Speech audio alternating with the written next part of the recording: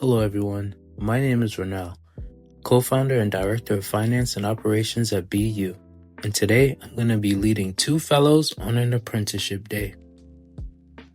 Hey everyone, my name is Stephanie. I'm one of the fellows with B University, and we are here today to see the bees.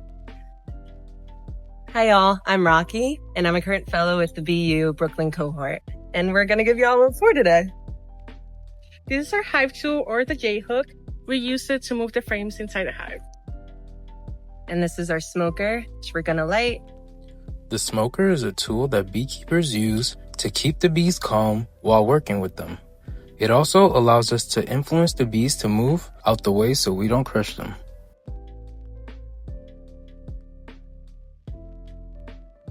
Nestled at the Weeksville Heritage Center, we have 80,000 bees that call two beehives home.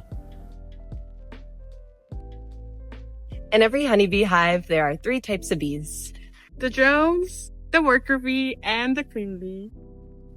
These 3 castes, each playing a very important role, come together to make the superorganism known as the beehive. We first start by removing the lid and inner cover. At the top box, the bees store the honey. So we're gonna be taking out a frame of honey to show y'all what it looks like. The bees collect nectar during the spring, summer, and fall to make sure they have enough honey to make it through the winter. The bees will need about 80 to 100 pounds to make it through the winter. They make the honey by collecting nectar from plants. They bring it back to the hive and use their enzymes to break down the sugars. They use their wings to fan out the extra moisture and store it in the cells. Each honeybee will produce 1/12 of a teaspoon of honey in her lifetime, and it will take about 2 million flowers to make a pound of honey. And how we know the honey is ready is when we see those cells capped. Foragers are the worker bees we see out gathering nectar. It is one of the last jobs of a honeybee. Worker bees get their jobs based on their age, but they can revert to older roles if needed.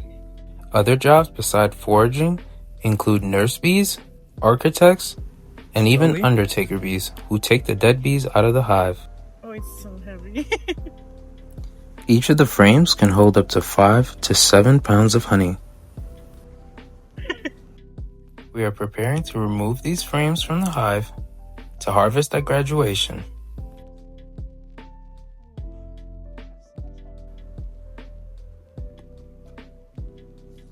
The bees, similar to butterflies, go through a metamorphosis.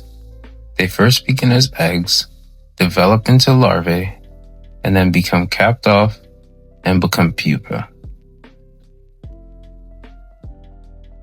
The process takes 21 days for a worker bee, which is a female, 24 days for the drones, which are male bees, and 16 days for queens. Okay. And here we can see all the cap brood.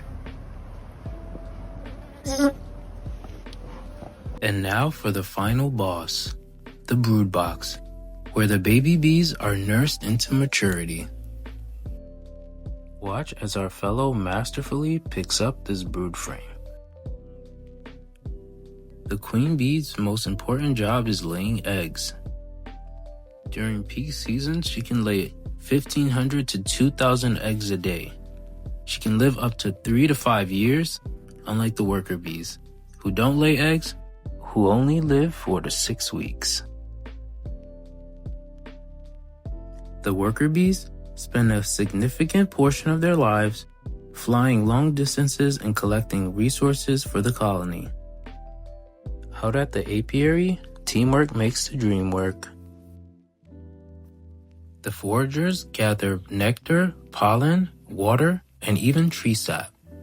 They use the tree sap to make propolis, which they use to seal cracks and fight off bacteria, fungus, or mold.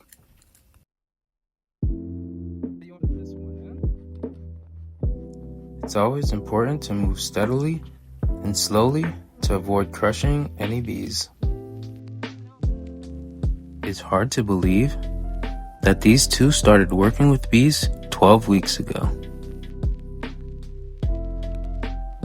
And now, it's time to say goodbye to the bees. A final inspection with our fellows in the books. Last one I'm gonna look There's a at. bee being born.